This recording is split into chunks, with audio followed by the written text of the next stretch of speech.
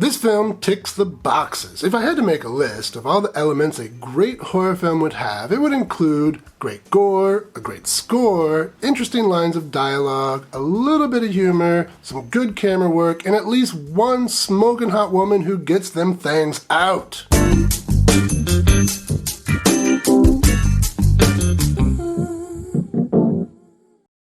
Welcome to Exploitation Reviews, and me, Rob, and today I'm taking a look at Cemetery Man from 1994. This is an Italian, French, German zombie film starring English actor Rupert Everett and Finnish model Anna Falchi, and it was directed by Michele Soavi, who also directed the stylish slasher Stage Fright. I found this film quite by accident back in 1996. Well, I don't know if accident's the right word if you watch every horror film at the video store. It's kind of like saying you accidentally got pregnant after banging every day. It was going to happen eventually. Regardless, I didn't know anything about it. I saw it had a stupid title, Cemetery Man, and the box art made it look like it was maybe going to be something like Joe Dante's The Burbs. I would have been fine with that, but that's not what I got. So let's see what I got. We open on one of the coolest opening shots in horror. Man, that's cool. That's Rupert Everett there as Francesco Della Morte. He's a rather nonchalant killer of zombies. It's his job as the cemetery's caretaker. Why do the dead return when buried in this cemetery? He doesn't know, he doesn't care, we don't know, but I suspect it has something to do with the fact the cemetery is called the Resurrectus. One day, a widow comes to bury her much older husband, and oh my god, Anna Falchi is so hot!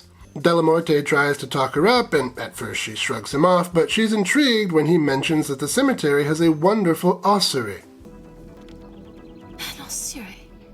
Yeah, an ossuary. It's a place to display bones, so it's like a glory hole for dead people. Anyway, the beautiful Anna Falchi, known here only as she, is drawn to death. She's excited by it. Della Morte is surrounded by death and is completely unaffected by it. He is drawn to love.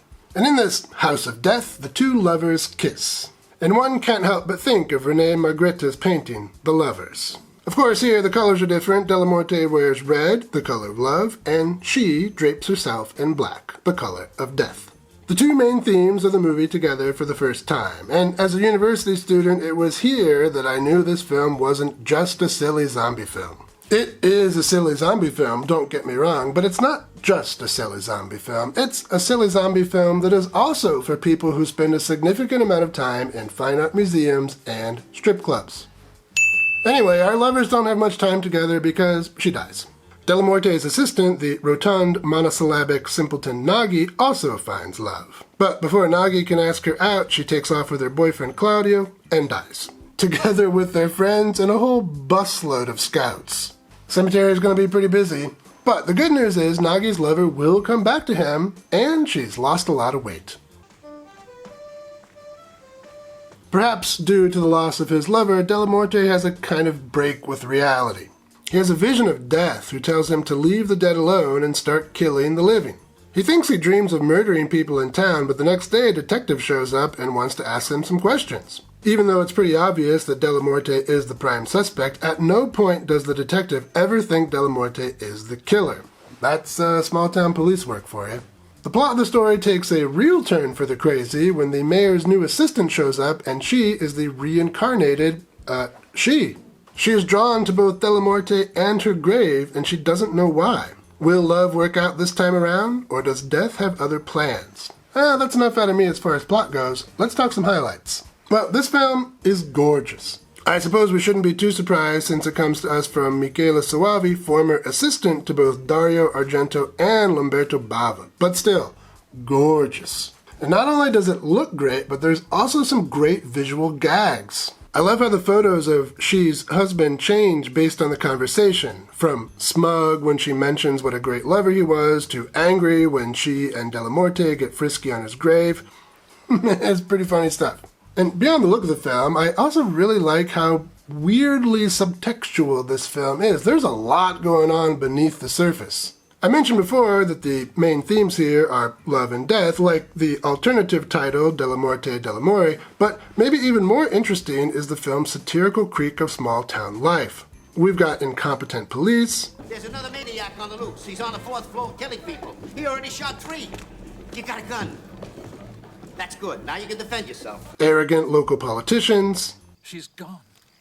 And right on the eve of the elections. rumors, local bullies. There's this feeling throughout the film of being trapped in this small town. People talk as if there's no way out. What do you think the rest of the world looks like? The rest of the world? Who knows if the rest of the world even exists? And I think it is easy to feel trapped when you live in a small town. Yes, small towns can be beautiful, but so are snow globes. I wouldn't want to live inside one. Although, if Anna Falchi lived there, I might reconsider. Finally, I have to mention how great the music is.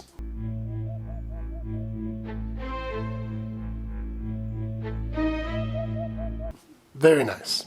But I wouldn't say the film is perfect. Like a reincarnated lover drawn to her soulmate, it has some shortcomings. Well, there isn't really anything I don't like about this movie. I guess part of me does wish it was a little bit easier to understand, but another part of me knows that if it were easier to understand, I probably wouldn't think about it as much. Yeah, the film is a bit bewildering, especially the first time you watch it, but I think it becomes clear the more you rewatch it. And luckily, there are so many nice things on that screen, rewatches are not a problem.